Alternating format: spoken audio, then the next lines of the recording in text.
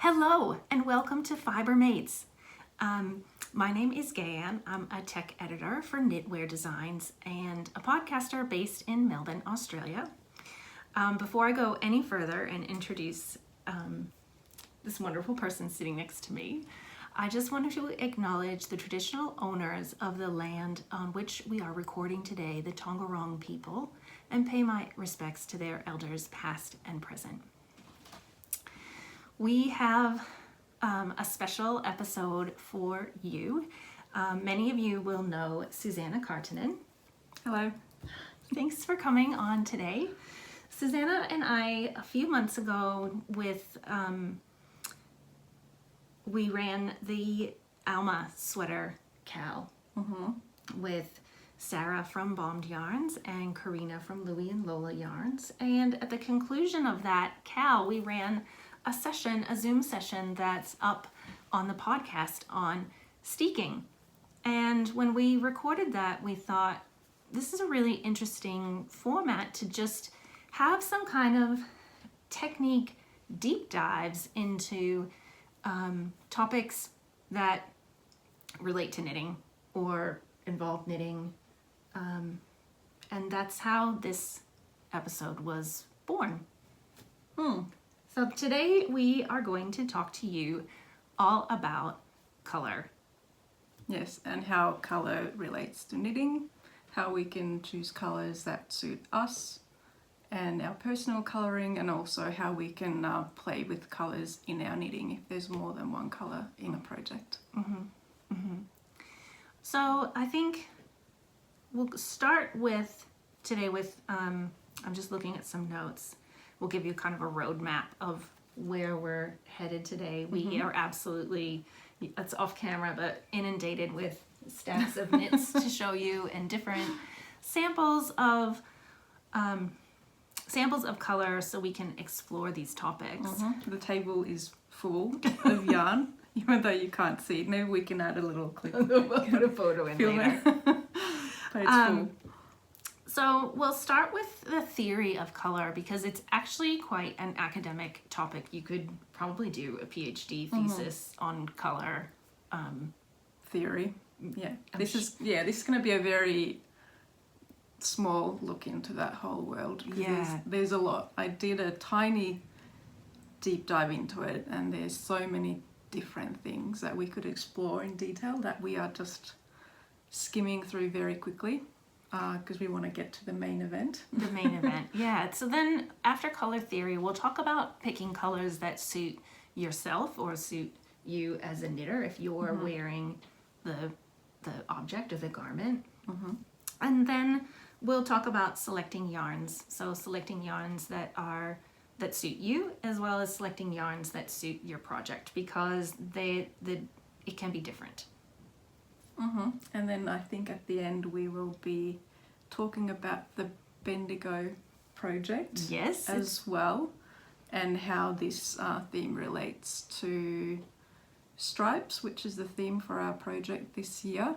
And I believe this is coming out on the same day that we are launching the patterns as well. So a great time to talk about colour. And there will be lots of lovely options available online. We have already several yarn dyers that have signed up to collaborate with us on the project with their own beautiful choices. So there should be lots to choose from. So I hope this will be helpful a little bit in that as well, if you need some extra inspiration or guidance in that. I know I always do. Yeah, it's hard. I find picking colors that's really why when we were talking about this, I was like, the first thing we need to do is pick colors, because I will go to a yarn shop or be at a yarn market and then just stand there looking. Yeah. And I'm like, oh, I like that color. I like that color. Yeah. I like that color. I like that color. Yeah. And then my friends will inevitably just like pick it out for me and like, here, do this.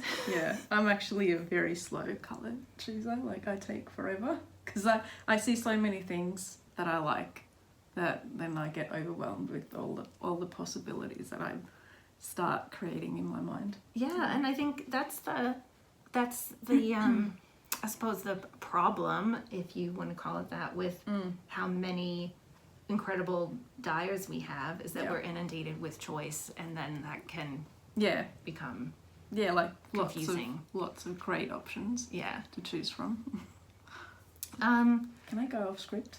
Yes. What's your favorite color?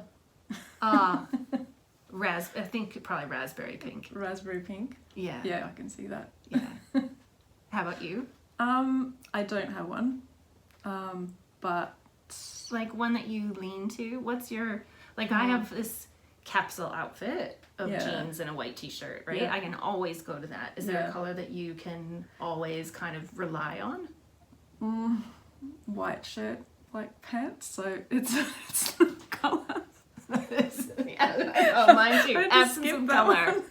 But I do love greens and teals a lot. Yeah. I kind of go through stages, even with like how bright I like. Sometimes I'll go like, I'll need bright colors. Like clearly now I've been going through a bright color phase. I need bright colors, but then I'll go through another phase where it's all neutrals and maybe slight pops of color, but it kind of varies. But there are definitely trends like oranges, rusts, greens, teals, but yeah, kind of changes.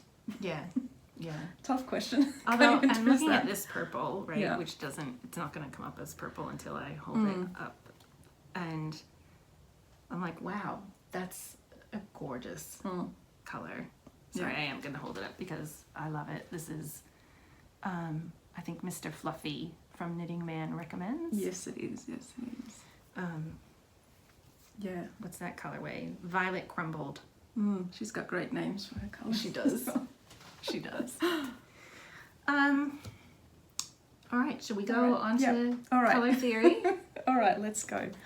Back to the script.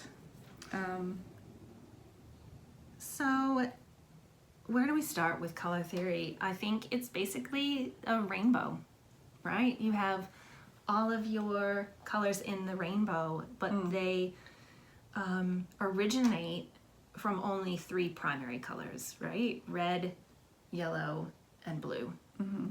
And different combinations of those colors make every color that we can see. And a great conceptual tool, so do you want me to hold it? Maybe, is the color wheel. And fun fact, color wheel was first invented by Isaac Newton. Oh, did you know that? I didn't know that. Well, some sources give different dates, but the earliest one I found was 1666. So it's a fairly old concept, but that one only had 7 colors, and it was based on the length of the wave, like the wavelength. Okay. And there was only 7, and then... Because color is actually a huge amount of physics. Like there's a lot of science in it, and how the light reflects off the rods and cones in on the backs of our eyes, and how we see and perceive color. Because as we've been setting up as well, we see a color and Susanna calls it one thing and I call it another.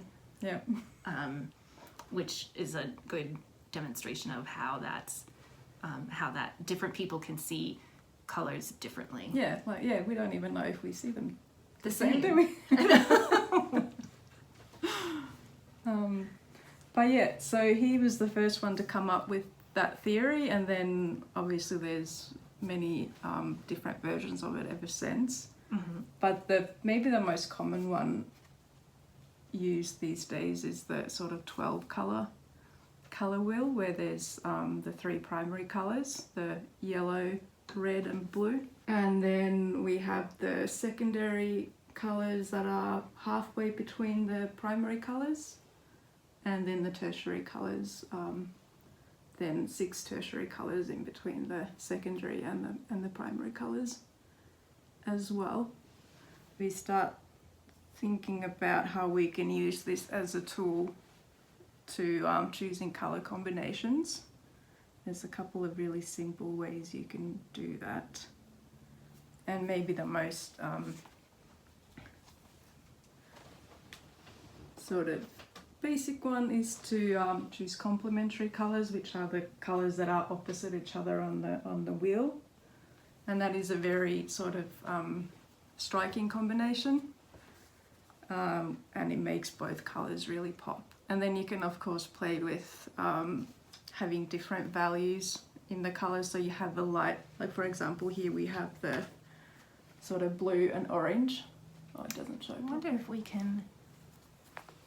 Do we have a good blue? Oh yeah, good idea. What about that? Alright, let's use those as an example. So these colours would be on the opposite sides of the colour wheel. Yeah, and because they're both muted colours as well, they've got some grey mixed in there as well, they work really nicely together. And it's not such a strong combo that you might get if you had a really, really vibrant orange and a really vibrant blue, which we could also actually show. That one. I've got this back here too. I was just going to grab Sheila. So. Yeah. And as an example, kind of the same colour combo, but more vibrant colours. So there's a lot of sort of nuance in there as well. And then let's look at another one. So another sort of variation on that is split complementary, and that is basically instead of going directly down, you're actually going on either side of one of the colours. So here we have a yellow with a more blue purple and a more pinky purple. Wonder if we have definitely have a bright yellow, and then we have that blue or that blue. Yeah. Should we use those two? So if we used a straight complementary, it would be this is a very bright yellow, but a yellow and purple, but we're actually going split, so we're going one colour from either side of the purple, where it's a more what do you call that colour? It's a more berry. Let's swap that one. That one looks nicer. It's a better. It's a little bit more balanced with the colours. Yeah. So this is a great example of how it's not just pick any yellow, pick any blue. You kind of still need to play around with making sure the colours are matching each other. I think when I've done classes on picking colours for colour work, they do advise that you can put in like a, I don't want to call it a hero colour, but like kind of a pop of colour that you think might not actually go. And I think that's where this, it's those split complementary colours.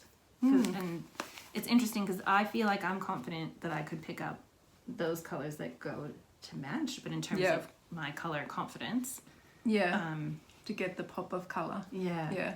And often if you're doing that sort of pop of colour, you don't need a large amount of that. Just a little bit will be very effective. If it is in the sort of opposite end of the colour wheel, it's really gonna pop because it's against the background of the complementary colours. So a little bit goes a long way. Long way there. I actually like that. Yeah. Even though I don't know. So we're getting all the good combos happening. I'm not sure. We'll talk about a little bit in a minute, but I don't know that I could do that one. Yeah. Anyway, that's all right. Not in your best colours, maybe. No.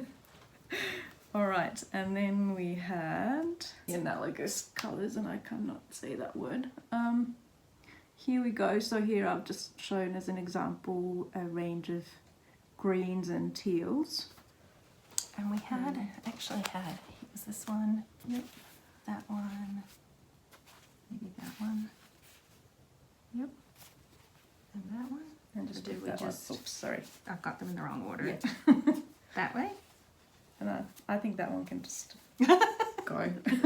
Check that one. But here are three different colors that would be next to each other on the color wheel. And I have another example of that. There's a... Which one?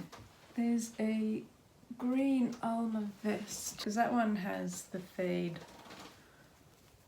There's the green, then there's a teal, and then there's one more colour in between them. So that's a fade that's worked in analogous colours right there. And it's beautiful, and it's really subtle as well. Yeah, because with this one we haven't talked about the terms yet, but there's no big change in the value of the colours. So the colours are about the same darkness.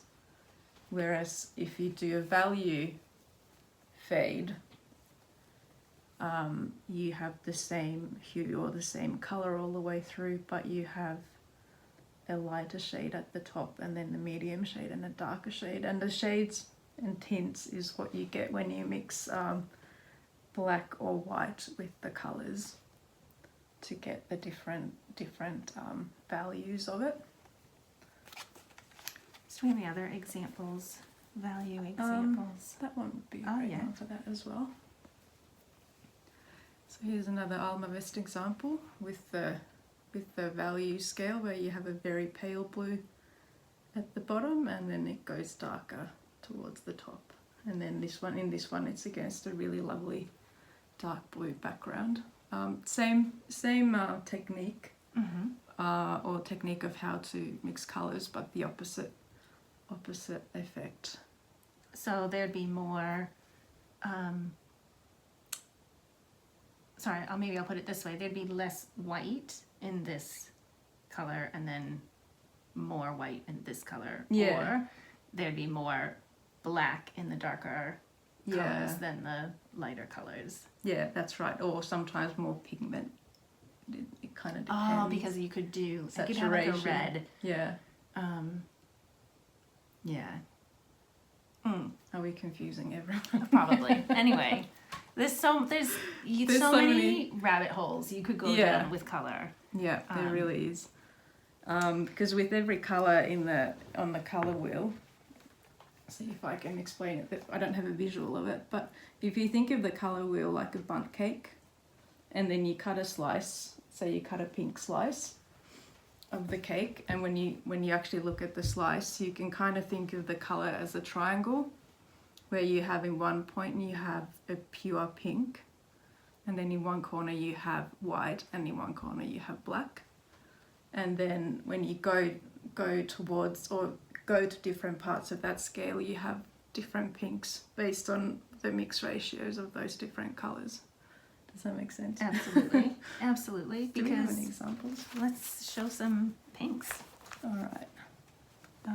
So this one would be a very white pink. So this pink has a lot of white mixed in. And let's use this as an example of it's not a super vibrant pink, but it's a stronger pink. Here we go. Oh yeah. Now we're talking. These are a slightly different hue of pink, but let's ignore that part. But this would be the point of the pure, fully saturated pink, and this would be the point very close to the white point of the triangle. Where this would be a darker. That would actually be somewhere in there. More over here. Yeah. Do we have a very dark one? Let's see. What about the reds that you? Not quite right. What about this one? Here we go. Oh yeah, that might work.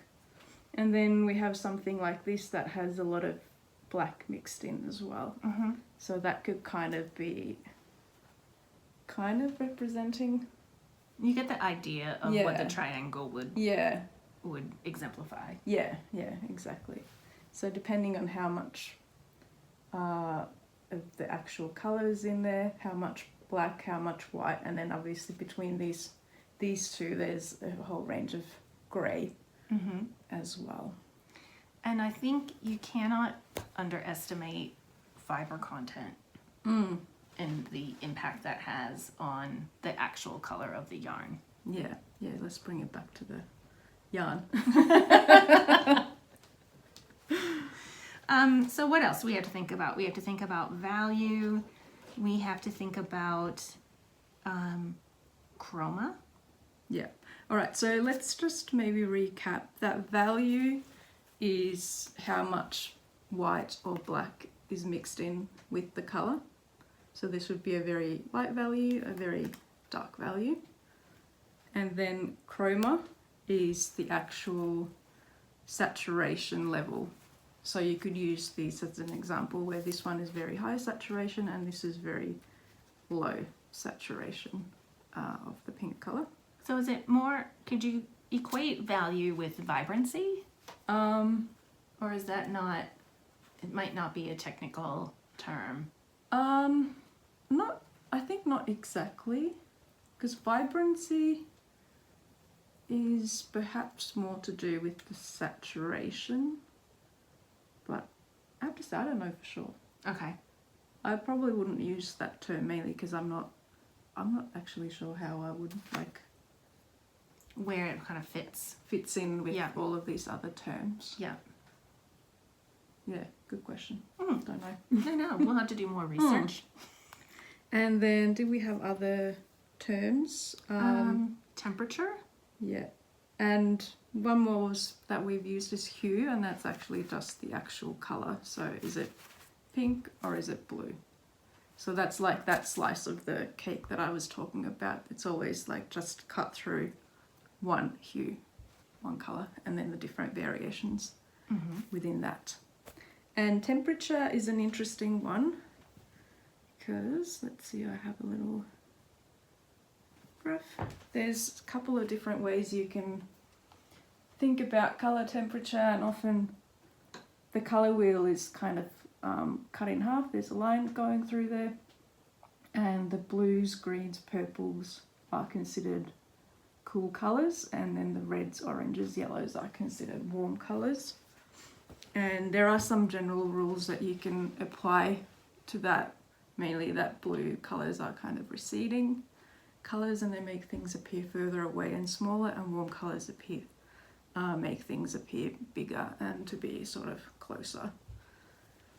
But probably more relevant is how every colour can have a warm version and a cold version. So, Should we show the red examples? all right, let's pull them out. So we have, I think at least 4 different colors of red that we've picked out to show. And where should we start? This red is on a beautiful yak base. So it has some kind of gray undertones to it. Whereas this one is a straight superwash merino. This one I think is also a merino. Yes. Is that right? Yes. Not There's another superwash. one. And then the final one, And this one is merino and alpaca. all different reds. And then if you hold them together, you can see they go from lighter all the way around to dark. And there's also, there's the value changes and the saturation changes, and also changes in how warm or cold the reds are. So for example, this red is warmer than this one, for example. And then this one I find quite a cool red, even though on its own in the light it might not look like that, but when you compare it to the That one? warm red, you can really tell the difference. Or maybe not. I actually think of that as a warm red. Do you? Yeah. Where's our red card? Should we pull out the... Yeah. Alright, so we have a little cheat card here. We'll talk about this a little bit more in a bit. But there's a cool red, a cool blue base red, and a warm yellow base red. So we can test. Alright, so we test. It's a fair bit darker. To that one. I reckon over here is... Yeah, I agree. It looks... I feel like the lighter tones kind of pick up that I see what you mean. Because it's shiny, because of the content. Yeah. It's definitely like it's darker, so kind of seems to match that one first. But so there's some silk in here that might pick up the yeah, pigment yeah, a bit differently than the wool and cause your yarn to have a bit of a blend. Mm-hmm. And yeah, it's not so scientific, is it? No. I don't know. Should we be wearing lab coats? Maybe we should have lab coats. Maybe if Sarah's watching this, she's screaming at us going, no, this one has more blue, that one has more yellow. Well, actually, that's Sarah. the thing. If you have questions about the colors and the base of the color and whether you want to know if it's, well, you think something is quite warm or quite cool, ask the person who dyed it, because chances are they will know exactly what the recipe is and can point you in the right direction. Yeah, definitely. And you'll be able to make more Fibre Mates. Exactly. All right. Do we have any other examples of perhaps a yellow? This is more of a cool yellow. And this would be an example of a warmer yellow. Now this is not super warm either. I might have a better one actually. This one? Oh, that one. It's not it's going a little bit towards mustard, but it's definitely a warmer kind of tone.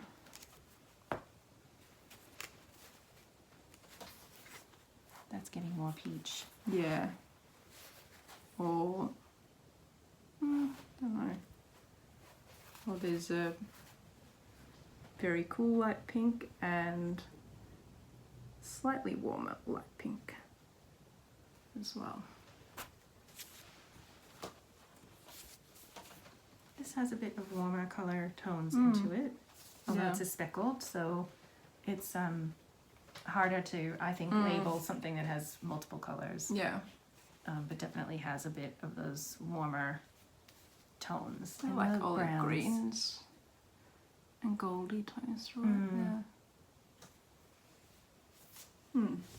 Now we can translate this into picking colors that are your best colors.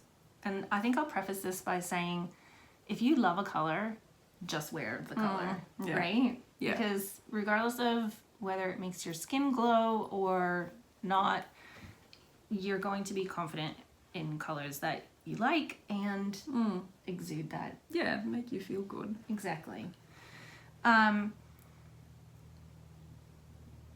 The other thing about picking colors relates back to slow fashion. So colors can come and go, right? Like you'll see in the shops every year or even every season, different colors. What's the color of the moment? What's the Pantone color of the year? All these kinds of trends. But what we want to do in our craft, I think, is promote more slow fashion, right? And having items in our wardrobe that we're just going to wear year on year, classics, things that aren't going into the bin just because the color's gone out of season. Yeah, especially for bigger items, like we spend a lot of time making them as well. Yeah. So I think most of us want to try to get a lot of wear out of their knits as well. And choosing their colours can make a big difference in how good you feel about what you've made as well. Absolutely. I have a pipe dream to make a dress, to knit a dress. And I think the color selection for that, maybe I'm making it bigger than it needs to be in my mind, but I just want to make sure it's the best color for that reason. Now, how do you know what colors work best for you? Well, we've done a bit of research into this topic, and we've both had a color analysis done with different outcomes. Yeah. I think. And I think that's because there's different color analysts out there who use different systems. Yeah, and I think so. some are more go into more detail and some are more basic. Yeah. My understanding is that they kind of all use the same basic principles behind what they're doing, but they might have their own systems of how they're categorizing the different groupings of color. But most common is the seasonal system. So you have summer, winter, autumn and spring. And then some systems have even finer categories. For example, the system that I have used for mine has 3 subcategories for each season, and I think there are some that use even more than that. Oh wow. Yeah. Because mine was fairly on the other side of the scale, and I was told that I was a summer and given my palette just from that. Just for summer. Yeah. That's it. Yeah. So blue based colors suit my skin tone best, and in particular the softer and more smoky colors of summer. Muted colors. Yeah. So as a basic recap, summer and winter are considered cool seasons, and spring and autumn are considered warm seasons, and then winter and spring are sort of more vibrant and clear colors, and summer and autumn are more soft, muted tones. So there's a few different things kind of happening with how the colors are grouped, and every season has a full range of all the colors are represented, but there's just that every season has their own version of that color that works best for people that are in that season. And when you get a color analysis, it's very common for you to get some take-home tools to use to help you with your color selection and shopping. And I got a little card that has all these different colors that suit me. And there's a few that I'm really happy about, being the navy blue and the white. And I know, I love navy. And I'm a massive Kaartinen supporter, as people who have watched the podcast. Are you? Yes, and it's, of course, navy, right? Anyway. Actually, my team is in my Yes! my colours. Who's your team? Essendon. Yes! So Perfect. the warm red. I Yes. haven't actually told my season yet, so I'm a bright spring, which is warm and vibrant colours. So there you go. Yeah. So these kinds of things are really handy when you're shopping or looking at yarn, but yours is a little bit different as well. So I had mine done almost 10 years ago now, and that's the system right there. Colour Me, I think it's based in the States. I had mine done in Finland, and I walked away with this lovely fan of lots of colours that are in my bright spring colour range, and also gold as my best metal. Yeah. And on the back of each of these colours there are written instructions for, it's in Finnish, I think. It is? Yeah. I can't read that. It's in Finnish.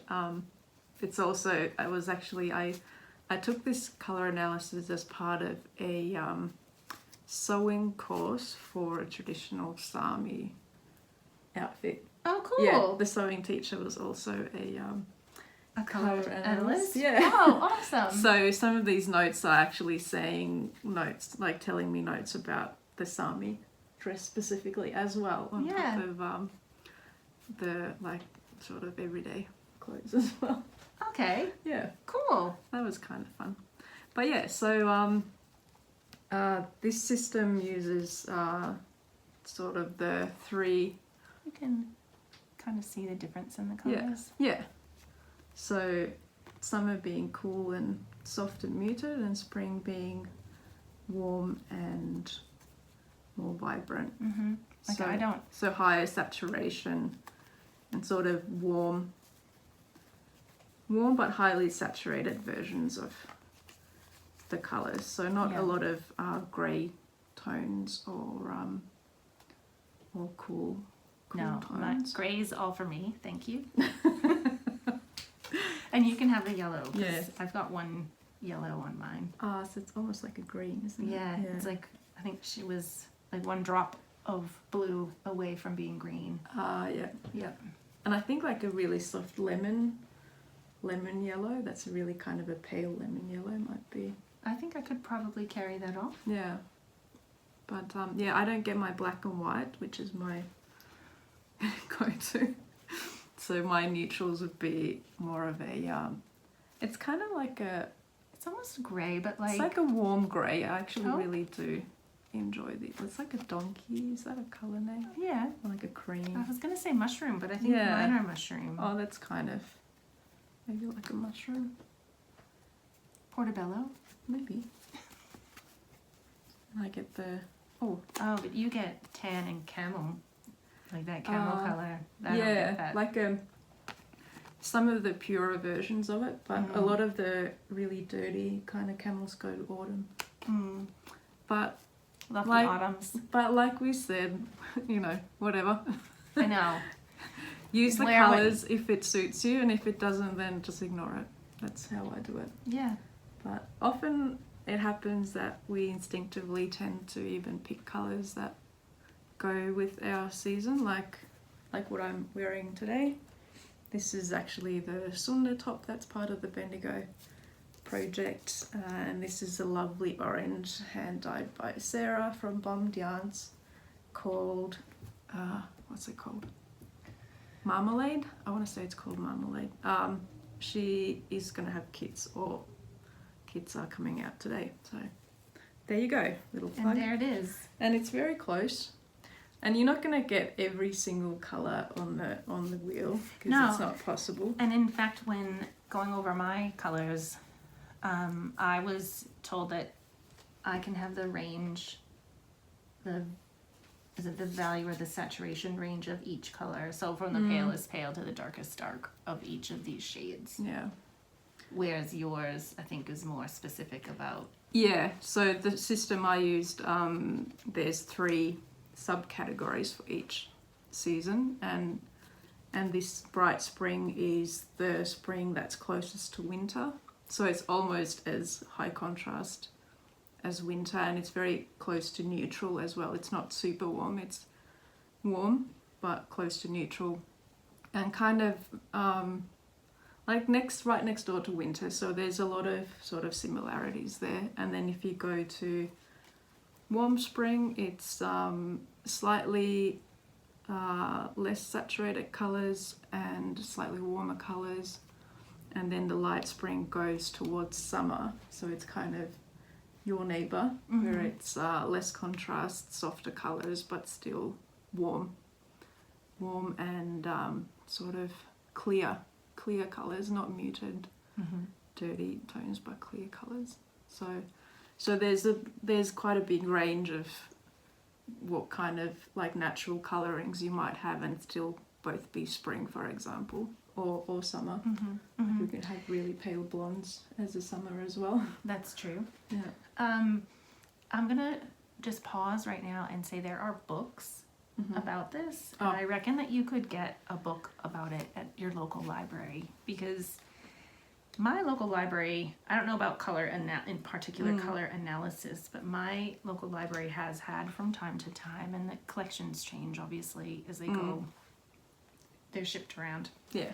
But you can get lots of books on color theory, and then color theory in particular to knitting. And I ran to the library yesterday before it closed because I thought I want to get that color theory book, and it wasn't there. Anyway, I did find something really similar, which is, I'll just show it here, don't lose those. This is just the Quilter's Field Guide to Color. and it has an entire chapter just on color theory. It is in respect of quilting, but the theory of selecting patches or fabrics for your quilts would be very, very similar and transferable to selecting yarn. Yeah, that's true. Just a thought that came to me now is that, because I'm not a quilter, I would actually need that information to apply the colour knowledge that I have to quilts. I feel like I would be completely lost without having a little bit of something to help me get started, because it's such a different way of using colour, I feel. And just a bit of a warning, if you pick up this book, you might actually become a quilter, because I was like, look at how pretty all these fabrics are. It's just, yeah, but I just wanted to highlight that you don't necessarily have to go out and spend the money on a color analysis. You can have a look at what's readily available to you. And I love the library for that. We get, at least in my city, we can get lots of books on this kind of topic, and your library can order in books too, because they're available. Yeah, and color analysis has been around for a while now, and online Pinterest is a great source. There's so much, and Instagram as well. There's lots of color analysis info, and there's even apps like AI apps now that analyze your colors. I don't know how accurate they would be. Maybe we should test it. Yeah. That, I think, is all we wanted to talk about. Color analysis. Well, just reiterate, there's no hard and fast rules. We're talking about theory. Yeah. And tools. And tools, and hopefully just more of a scaffolding of support for you to use when you're picking your colors. Yeah. Yeah, I agree with that. They're just ways to make it easier. And I know there are a lot of people who really struggle with combining colours as well as knowing what colours work best for you. So yeah, we're just trying to point you in the right direction with what might help. So should we talk projects? All right, let's do it. Now, picking colors for a color work project versus a striped project can be different. Yeah. So should we talk about color work first? All right. And then we'll talk about stripes. Yeah. Because Yeah. Stripes is kind of our theme for the next few months. But let's touch on color work. Well, let's start with this one. The Alma cardigan, and my best color according to my color analysis is actually teal. So especially these two top ones that are very vibrant teals are, for my skin tone, it really like evens out my skin tone. Especially it's not so visible with the pattern, but in a bigger piece it's like you can even see it in the mirror if you put something on in that colour, and it just makes everything look better. Anyway, we're talking about colour work now, aren't we? I was just going to say, these colors are pretty high contrast. Yeah. So for and a more intricate colour work pattern like the Alma pattern, I recommend using more high contrast colours, which is kind of a little bit visible already here with the top colour. If you don't look at the bottom, the pattern starts to become a lot more subtle there. And then when you look at the darker colours, it starts to really pop. Yeah, it's really sharp at the bottom. Yeah, very sharp. And loses that sharpness. Yeah. That crispness.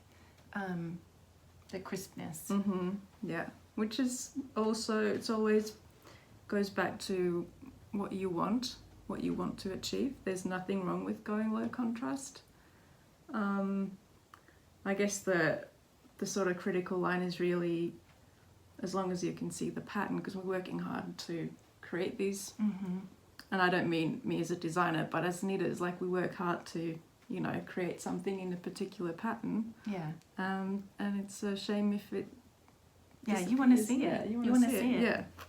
Like this one is pretty high. Yeah, that's a very high contrast.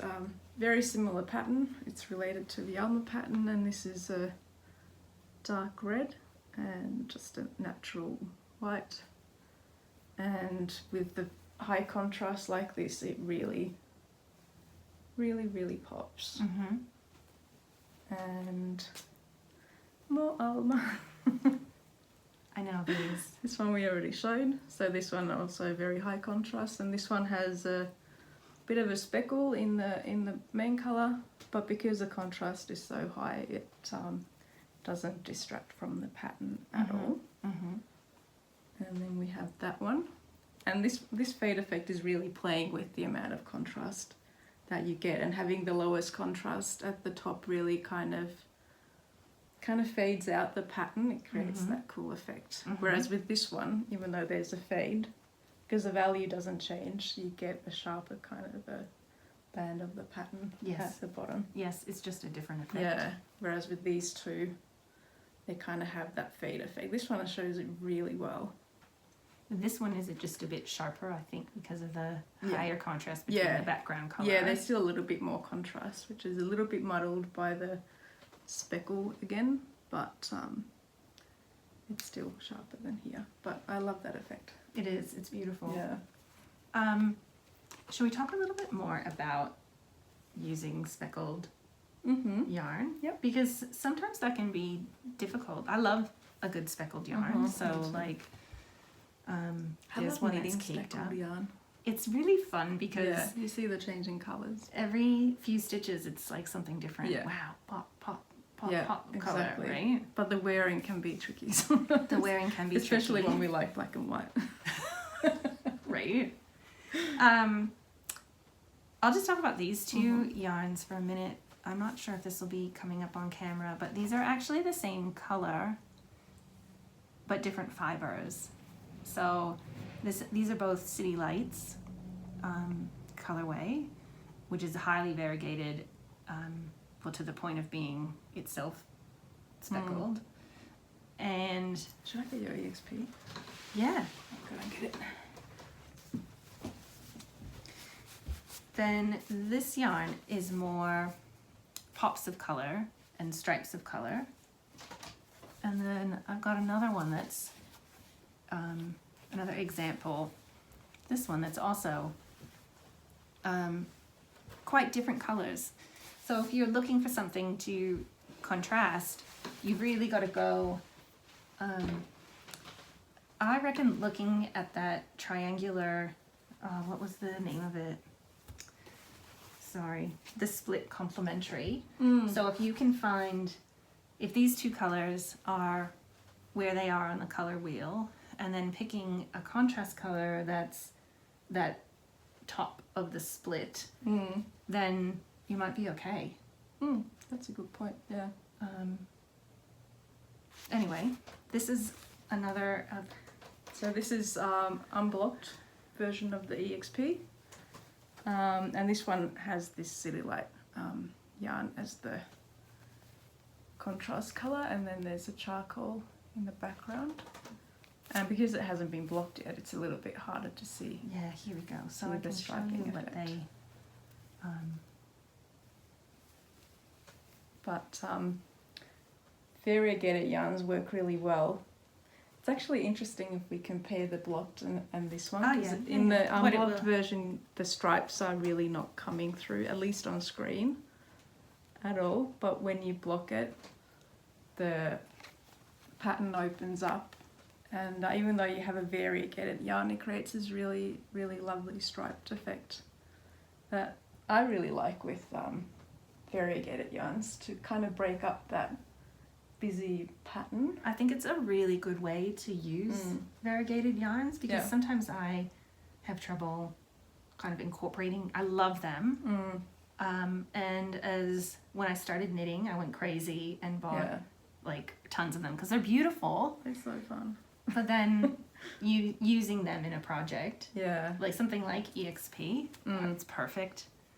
Because this one is just, I think 4 different, was it 3 or 4 different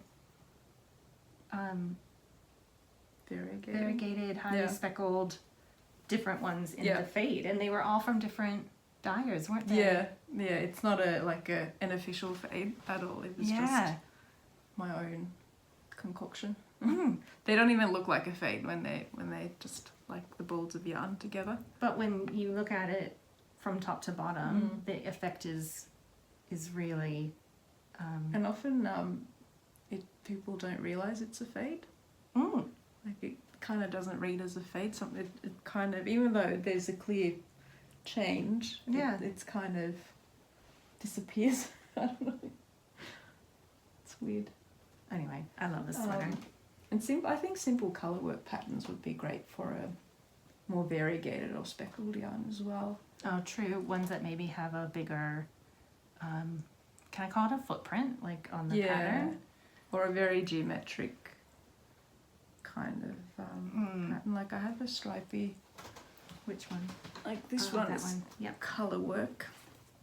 Oh, that would be fun. Yeah, this one's not speckled or variegated yarns. I do have 3 different shades of the contrast colour, so there is a subtle fade effect. But if you had a strong contrast between the background and the contrast colour, then it could look really fun as a more something like that. Yeah, that would be a great combo for that.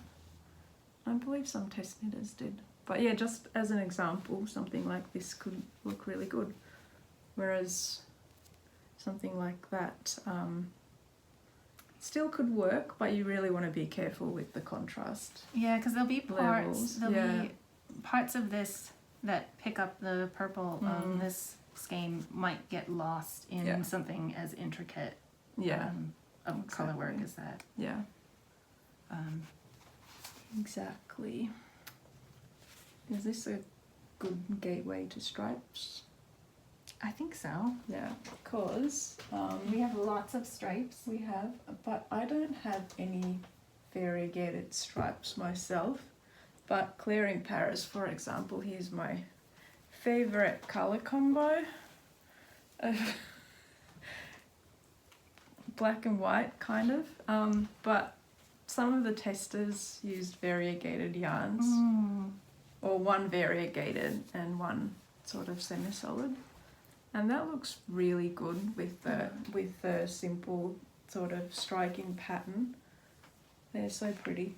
And I love like these kind of neutrals. This one, and that one. I think would be just to replace, like not replace, but as a kind of neutral background for a speckled yarn. So like, maybe not that one, but is that the same one? Oh, I kind of. Yeah, that one with that one. Or we've got that one. That one might work with that one. It's got similar tones. And because it's stripes, it doesn't have to be such a high contrast. It'll still be like a noticeable. Where's the pink one that you've got? Because you've got, if you use 2 colours of different value, this one. Oh yeah, that one. Right? So go with the. How about that? Oh yeah, it's a nice strong combo. And I've seen some really pretty, really subtle combos as well, because these stripes also have a texture difference, so that that's also right. Makes the whatever's in the garter stitch that's more textured, it'll make that colour appear a bit darker than the colour in the stockinette stitch, because there's more shadows. Yeah, another thing to think about with colour is texture. That's right, and speckles will look totally different. Well, maybe not totally different, but somewhat different on a garter stitch than on a stockinette stitch. Yeah. I almost like it better in some ways when you have variegation and speckles and garter. It kind of breaks it and a little bit more. Like pops too, right? Yeah. Like if you've got a yarn that's truly speckled, like a fairy bread kind of base with real like sprinkly speckles. Yeah. That will come across on the garter stitch. You don't get such a clear pattern because variegated yarns always create some kind of a pattern on the fabric, And the garter stitch kind of breaks it up a little bit more, I think. Whereas stockinette is kind of like, it shows everything really clearly. And then you have to consider as well with speckled and variegated yarns the potential for pooling and how much pooling you either like or don't like. Yeah. And if you're doing swaths of knitting like that, or if you're doing socks, which are going to, you'll have more rounds in less space. And with socks you're kind of doing the same number of stitches all the time as well, so if there is pooling it kind of, it tends to accentuate, I think. Yeah, because it's a regular repeat. Sorry. Bless you. We'll see if I can edit that out. Probably not. All right, stripes. Should we? Here's another. While we're still talking about variegated, this is another EXP and with lower contrast, and there's 3 different variegated purples as the main colour. And I think what is common in all 3 of these EXPs is that background color isn't, it's a color, right? Yeah. But it's not, I'm trying to think of how I want to say this. It's, and I want to use the word vibrant, right? But I'm trying not to use the word vibrant because it's not technical, but the color is not it's there and it's more of a background. That's right. Color. Like the because of the fisherman's rib, those stitches are the pop, and it's just like the background canvas of it. Yeah. And I think that's what makes these 3 examples really, you can't see it as much in this one because it's not blocked, but Yeah, it always tends to, well, you can use that to your advantage. Usually the brighter and lighter colours pop.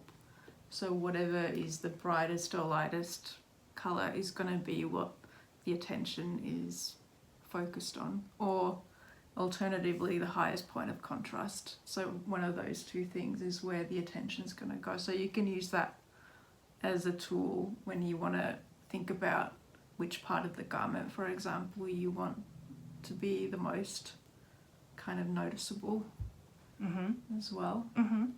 Or if you're thinking about your best colours, what are the colours that you would want to be, those are the colours that you would want to be wearing like closest to your face. And then the colours that are not, even maybe it's your favourite colour but it's not your best colour, then you can wear that like further away from the face. Those sorts of things. So, ramblings. all right. And here's a real stack of stripes. Oh my god. Now the piles on the table. I know, you can see it. We're gonna disappear. I love this one. I actually might put that on. Yeah. I know it's color work, but Yeah, you're gonna be nice and toasty. I feel like this. How's that making me look? I think it works. Because I like these colors. They're definitely not muted. I think the pink is possibly like technically too bright. But the texture is so soft and fluffy that it kind of cuts through that a little bit. And I just... The halo is actually making it look lighter. Yeah. So there we go again with the... Your texture. Yeah. Good. Looks nice. That one's actually a great example of same colours in colour work and in stripes, because the inside of that is striped. So, Oh. I love that combination. Me too. You know what the inspiration for that was? My runners. Yes!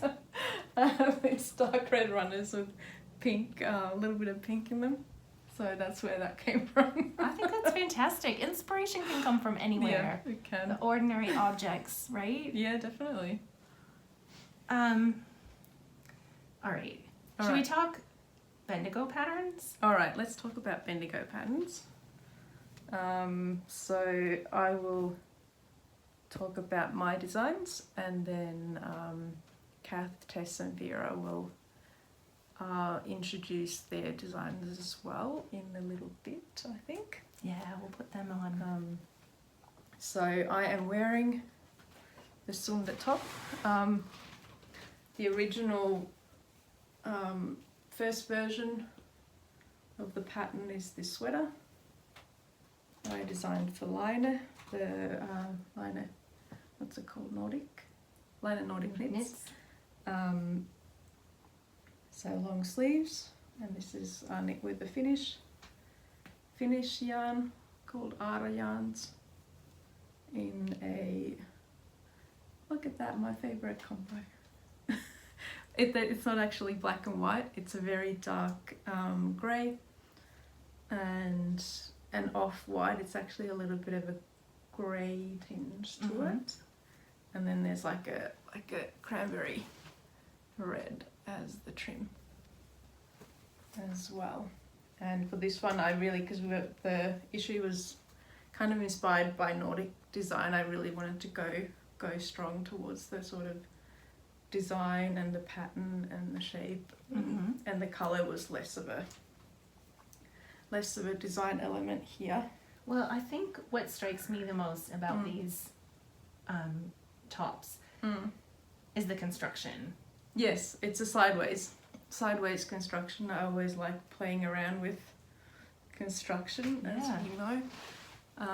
So it's a sideways construction, and it's knit from the centre front and back out, and has some short rows to create the V-neck shaping, and also some shaping on the shoulder. And maybe my favourite feature is the the sleeve detail, so you have a little bit of a short row sleeve cut happening there as well, and the stripes look kind of fun in that transition. And so this one did come out in October, but today, on the 8th of March, it is coming out as an individual pattern. Funny coincidence, the rights are coming back to me like on the 8th of March. What timing! So I'm taking every second from that and publishing it straight away. But I have added some additional features, and I've made a sort of a top version of it as well for the Australian climate. So otherwise the same, but instead of sleeves you just knit a little ribbing around the armhole.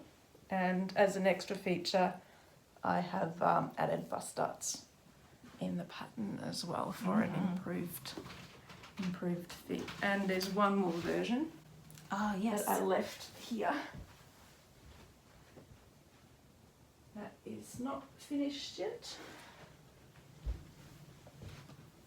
but I think ties in well with our colour conversation, because this one is, I very intentionally chose a different kind of colour combo for the final version. So this is a lovely green tones from Karina from Louis and Lola Yarns in the merino yak 4-ply base. I felt this earlier, and it is incredibly soft. Yeah, it's really lovely, and the drape is beautiful as well.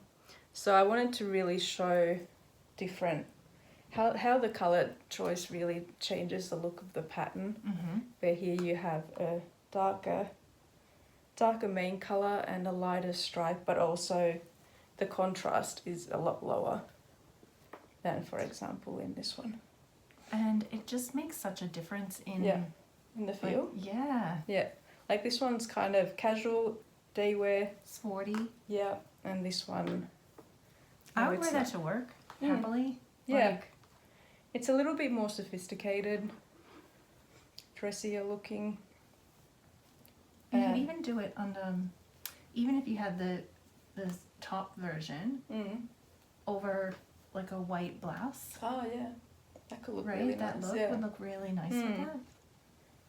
So when choosing colour, it's not just about your best colours, but also you can really change the look of the design. And that can be really hard to see sometimes when you see a photo of the pattern sample.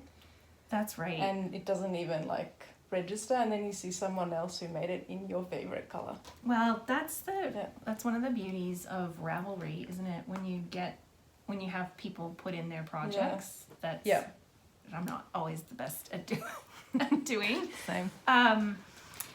But seeing something in real life like that is always better than, I mean, obviously it's on a computer screen, and we haven't touched on how colors can look different. It can be tricky. On a computer. So when you're buying yarn online, you have to be really careful. There's some websites like Skein Sisters that have an option to help you choose. And you can go through and select like various colors and put them next to each other. And that's, for me, quite a helpful tool to have on that website, because otherwise you can also kind of paste images into like a Word document or some kind of blank document. Yeah. And I've done that before as well. Yeah, it's really helpful to see the colours like really right next to each other, so you can see how they affect each other, because colours always kind of play off of whatever's around them. So colours can look totally different depending on how you pair them. So if you can, always look at the colours you're thinking of pairing right next to each other, so they are touching and not just with white space in between. It's really helpful. Sorry, back to Sunday. All right, so with this one, the pattern is written for 3 colours. So there's the main and the main stripe colour, and then there's just a bit of a trim. But with the top options, both of these are only with 2 colours. So orange and white, and then two shades of the green with this one. And as we can see with these examples, there's a lot of room to play with like the colours that you're mixing or how much contrast you have. I don't really have a lot of like rules per se or recommendations for choosing colours, because it's kind of quite forgiving in terms of levels of contrast or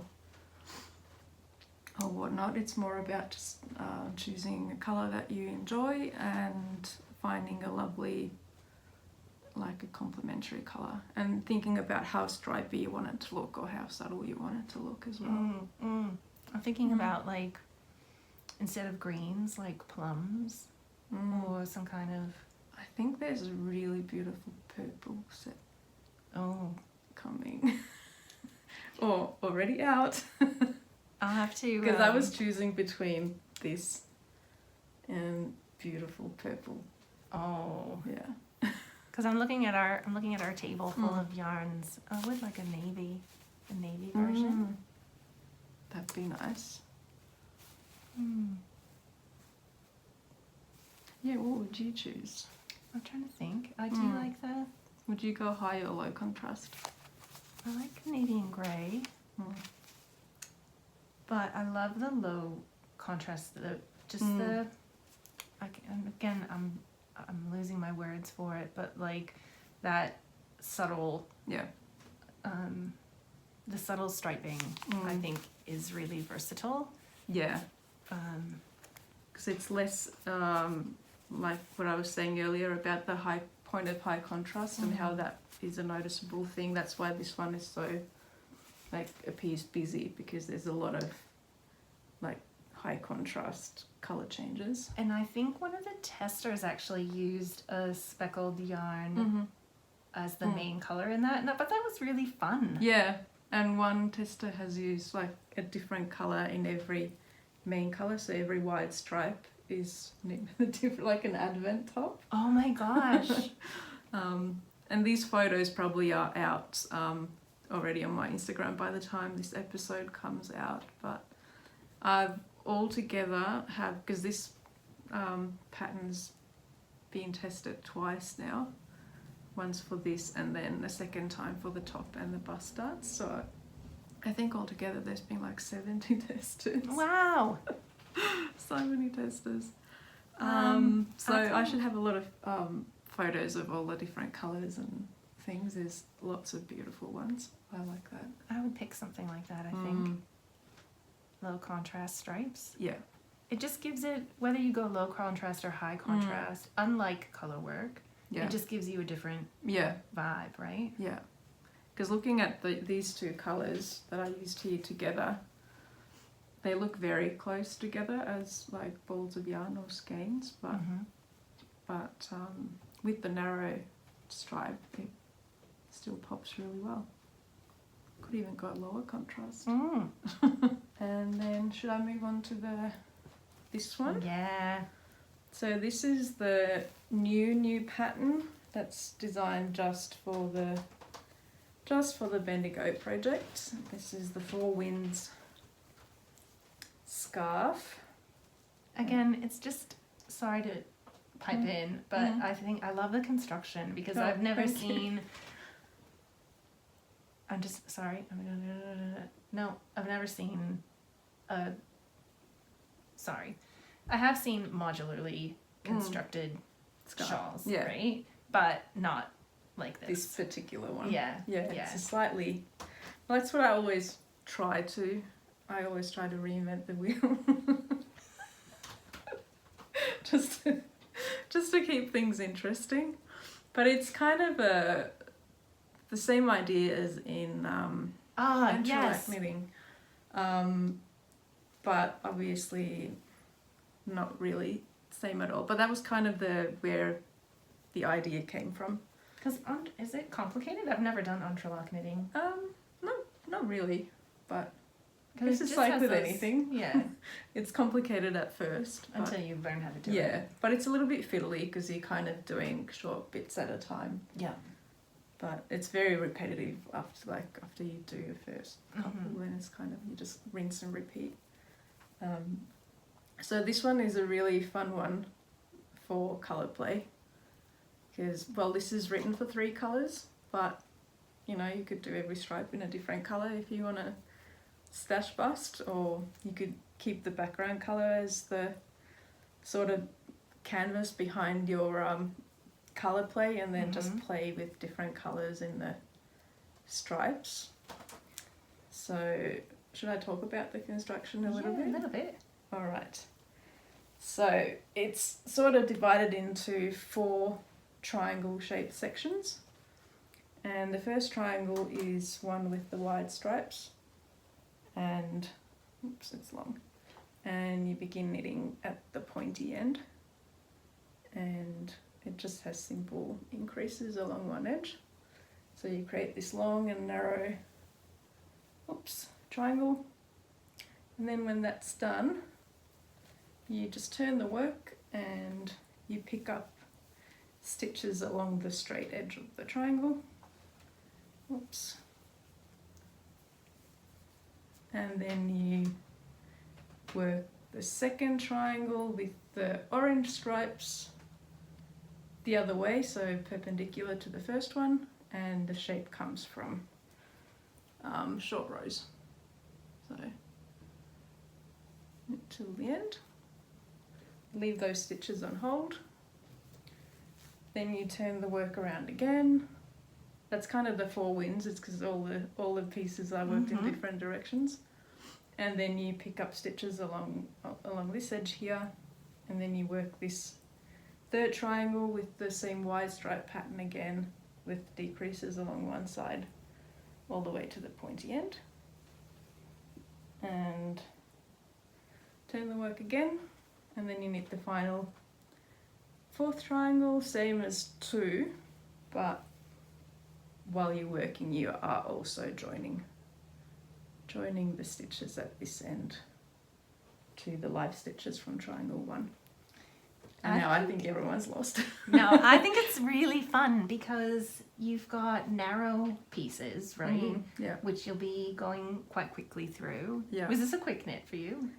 Relatively, yeah. Because it's a scarf and it's long, but it's quite narrow. Yeah. So all up, I think this weighs about just over 200 grams. Okay. Yeah. And I think for color play, your version really shows how you can use both low contrast. There's two grays, right? It's a much paler gray. Yeah. So in that way that they are contrasting, but the value, is it the value? The darkness, yeah. Yeah, is different. Yeah. But then you've got the coral color that's just this color pop. Yeah, that's the color pop. And that would actually, the split complementary would be Perfect. Perfect, where these would be the split complementary, where you have the almost analogous colors. Or even something like that. And then you use the opposite side. Yeah, that'd be nice. What else could we do? But yeah, very, very easy formula for this one is to use sort of similar colours for the wide stripes and then use the pop of colour for the narrow stripes, and that way the sort of it stays more balanced. Because if you look at kind of the weight of the pattern that's created, the higher contrast here like gives these narrow stripes more weight, if that makes sense. So if you had a really bright colour here, it's kind of it's a very big impact kind of pattern after that. But obviously it's your scarf, you can do whatever you want with it. No rule. I mean, I should just say no rules. We've Yeah. been talking about rules for an hour. Yeah, but only use the rules if it like makes sense to you and works for what you're trying to achieve. The rules are mainly there to help you achieve, like, give you tools to achieve the result that you want. So you kind of are empowered to get the result that you're aiming for, not specifically the result that I think the pattern should have, for example, but And what you want. I think the rules can help you if you're standing at the yarn shop counter and you've got these 3 colors, right? You can use the rules to rule out colors, right? Well, this one is maybe too dark. This one is not warm enough. We're gonna go with this one. Yeah. Or like for this one, if you don't know where to start, you can just go choose 2 colours that are close together, and then should we do an example? Do we have one? Let's. Navy. I like that with that. And then we need a pop. oh my god, where are all the... Do we want a... It's kind of fun. That is fun. What are you using as the main there? Well, I don't know. We could. Oh, that's pretty. That'd be kind of I fun. actually quite like that navy with the lavender. Yeah. Or you could do... How about a green color pop with that?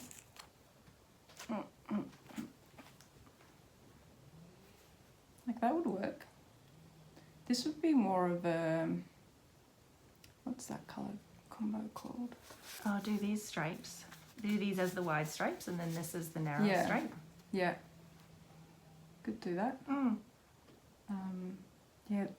Scarf is kind of an easy one. You could almost just throw anything. Oh, maybe don't throw like these 2 together. But... Unless you really like yellow. Ah, look, 3 yellows. See? Although it might get lost, right? There's other ways that you can accentuate the yellow. Now I want to see if that would work. I reckon you can make it work. I reckon it's a challenge. I love that one. Green one. Yeah, I love this green. That's a fabulous green. And pink. I like green and pink. Oh yeah, that's pretty. And then you could do it like a even the lighter pink stripe? Yeah, you could do like main colour and then the wide stripe and then the lighter stripe with the higher contrast. Oh, the pinks would look really pretty with this brown as well. What about using a teal? Well, I was going to say self-striping. Could do that. For the contrast stripes? That could work. Depends on how the striping. Yeah, you might get stripes in your stripe, but you probably depending would. on the Depending on how. That could be just a width, really cool. It would be feature. fun. Yeah. And then you could put, well, there's lots of different colors like that. It's got green that would teal. be, And it's got the sort of pinky colour in it too. I like that one. that one or that one. Something That'd like be that. pretty. Look at this combo with the two pinks and the teal. Oh yeah. We could probably sit here for hours. I'm literally like leaning on this table that's stacked with yarn. Or you could do two textures where you have the mohair and the merino, just one colour. That looks really pretty. It's 4-ply, right? So you could do a double strand of mohair and make it fluffy. Oh, one tester did merino main colour. Yes. And then the narrow stripes were every second narrow stripes mohair held double. Ooh. And every second was it mohair and merino? But there was a little bit of like a texture change. Like they were the same colour but just different textures. That's very creative, I find. I think.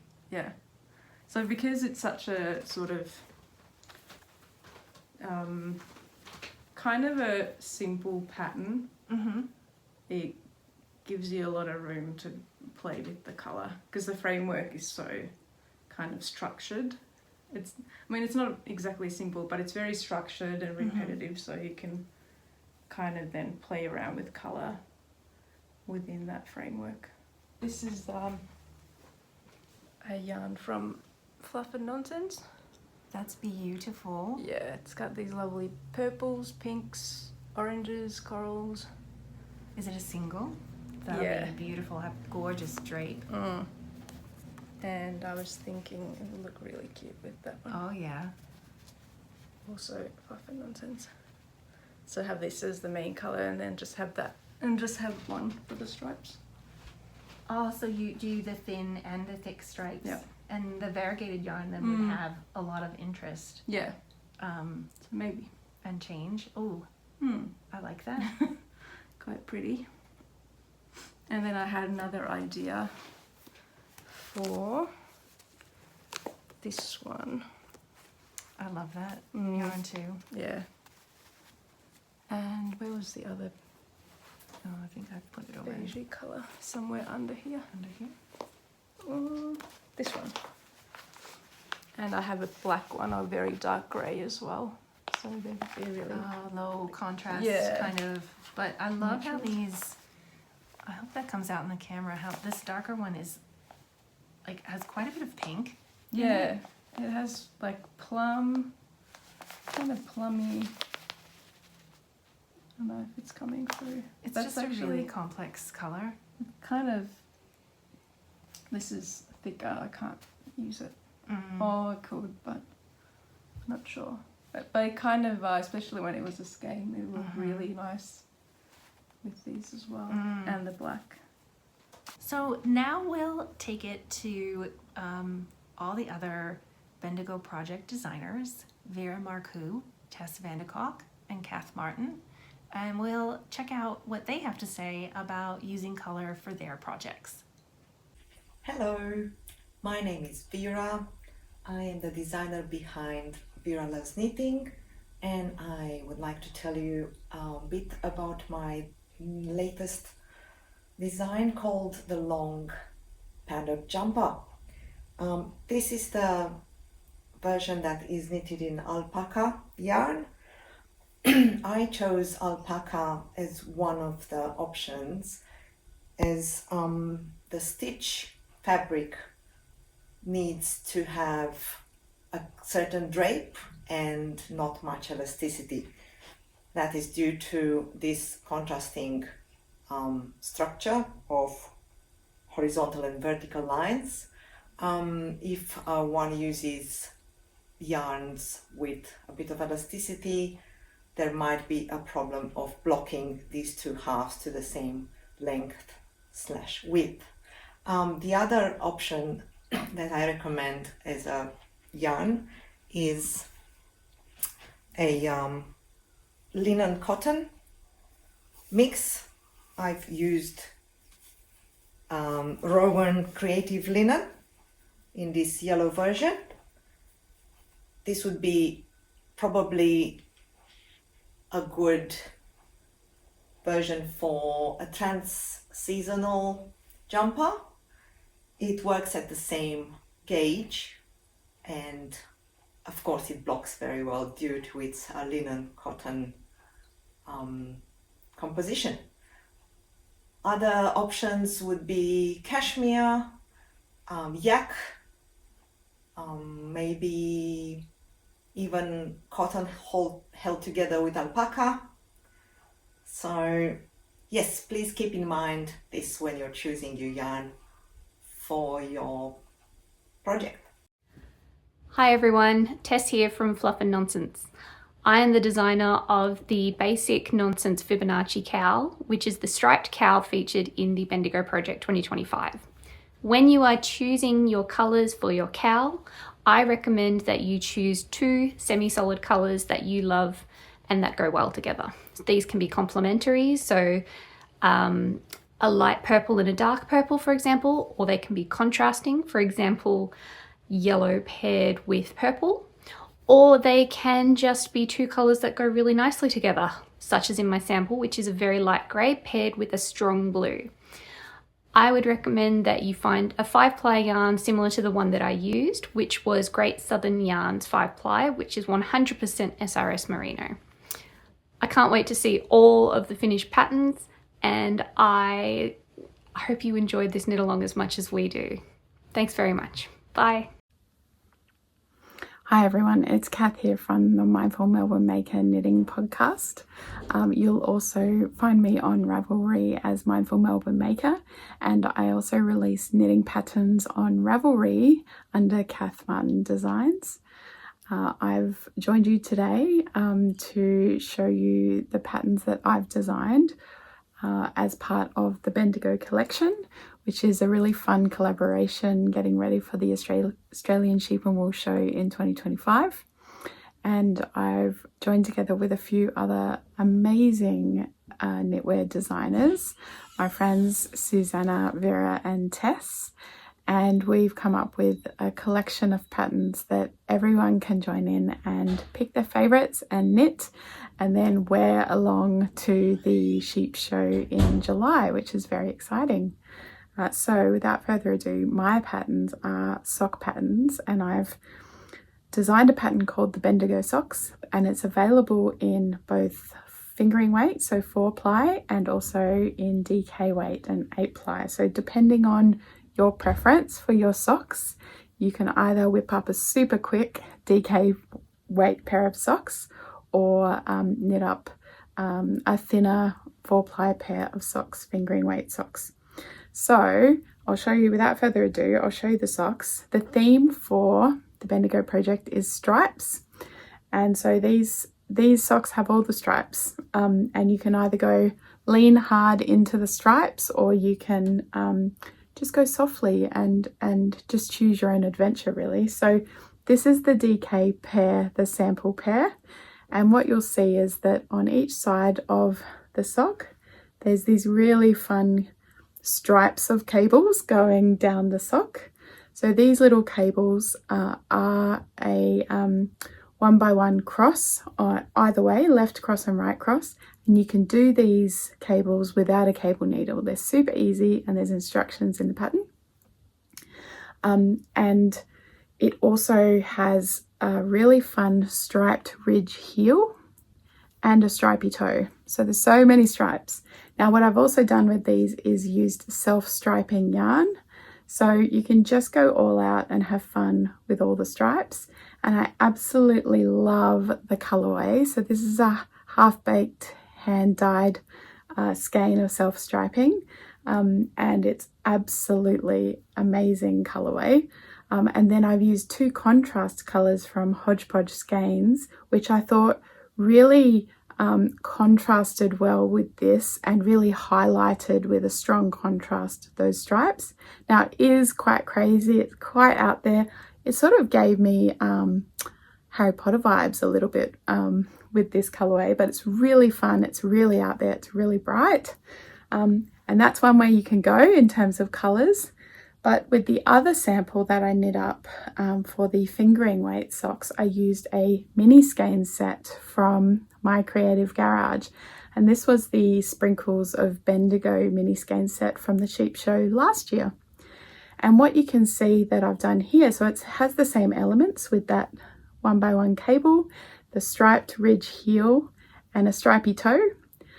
But I've used the mini skein set, so it was 5 20-gram minis of fingering weight yarn, and I've used it to sort of create striped blocks across the sock, and it's a way to use up as much of the minis as possible in the full pair, and to really give that great contrast on the heel and toe, and to give you that stripy effect, but in a little bit more of a sedate way. And I love the way the minis all sort of complement each other, and that's absolutely down to the very talented yarn dyers, not me. So those are the 2 options. What you'll also see is my test knitters have chosen a range of different colors. Some have done the main color of the sock just as one color and have used a speckled or a variegated yarn, and then they've gone strong with contrast on the toe and heel. Some have done it all in one color and it still looks amazing. So it's really up to you. You can have a lot of fun with colour in this pair of socks and really just go with whatever feels good. Try different colours. Try something completely out there and crazy because it's going to be in your shoe anyway. So I hope you enjoy this pattern and I hope to see lots of people wearing them in Bendigo. I hope you are as excited about the Bendigo projects as we are. We're making plans to do some photographs, I think, at the Australian Sheep and Wool Show if you are going to be attending. So be on the lookout for that and make sure you follow Bendigo Project on Instagram. And Facebook. Oh. Yep, Fantastic. we do have a Facebook page as well. Great. For those of you who use Facebook. Yep. Ravelry presents? We have a group, but I don't think we will be using it. Yeah. Unless there's a high demand for it. But we're going to focus on Instagram and Facebook for this year and then see how that goes. Well, I just think it's so exciting to have this opportunity to knit in community and then meet face to face when we can, because we do a lot online, right? Let's face it. And those opportunities that we have to come together, it's just really special. Another really exciting thing about the Bendigo project is the knit along that's planned, so that we can all knit in community and make some of these projects. It'll be so fun to see everyone's versions, different colors next to each other. Yes. And really looking forward to that. Yeah. Yeah. Well, it must, I think, as a designer, like seeing your projects come to life. Yeah, and I love seeing the different interpretations people make. So there's a little bit of me in there, but a lot of the knitter as well. Yeah, so you get all the different versions. I love that. And it's just a really nice connection. Yeah. I agree. Sorry if I'm repeating myself, but we're going to have a Zoom knit along on the 16th of March at 2 p.m. Melbourne time. So cast on party, and we should all be present. Myself, Tess, Kath, Vera, and Gayanne. Yeah. And hopefully many of you as well. So be on the lookout for the invite, and we'll get Zoom links sent out. Now let's recap. what we've gone over today, because I think there's so much information about color and we've really only scratched the surface. Yeah. So Really. we've talked about theory and the color wheel and some, I don't want to call it easy, but some different ways that you can put colors together. Yeah. Either opposite the color wheel, next to each other on the color wheel for the analogous, and then is it split complementary, where you can think of it as a little peace sign on the color wheel, right? Yeah, that's true. And there are many other ways as well, but that's just to give you some ideas of how you can do it. Yeah. And then thinking about what colors you actually like, what you want to wear, what looks good on you. What makes you happy. What makes you happy at the end of the day, right? If you want speckled yarn, then knit with speckled yarn. That's what brings you joy in your knitting. Like what makes you happy on your needles as well. I find that the projects, if I don't enjoy the colour, I don't really want to knit it. Yeah. So there's that side of it as well to consider. And then considerations for your project. Are you knitting a single color, or are you knitting color work, or are you knitting stripes? And what effect do you want to create, whether with color or texture or both? I think that pretty much sums it up. I think so. Well, this has been fun. It has. Thank you so much for joining us. I hope you've really enjoyed this technique deep dive. I know it's a bit longer than our normal interview, or my normal interview format, but I thought having some of these throughout the year, sprinkled throughout the year, can really just be a fun way to explore these topics. So let us know what you think in the comments. Did you enjoy it? Should we have touched on something more deeply, or how you like this different format? And also if you have any ideas of what other deep dives you might want to see from us, because we are planning to do more of these. So if there are any particular topics that you want to hear about, then definitely put that in the comments so we can use that to plan future episodes. As always, if you've liked this video, please give it a thumbs up and consider subscribing and sharing with those who might also enjoy this technique deep dive into color selection. Thank you so much. Thank you for coming over. Thank you for joining me and helping me get my head around all this color. It's been fun. Yeah, I think so. Yeah. And I think it's made me at least more confident in facing color selection into the future, which I'm really looking forward to doing for the Bendigo projects. I look forward to seeing what you choose. I know. With your new summer colour range. Right? Pressure's on. Yep. All right, thanks everybody, and until next time, happy color selecting. Thank you.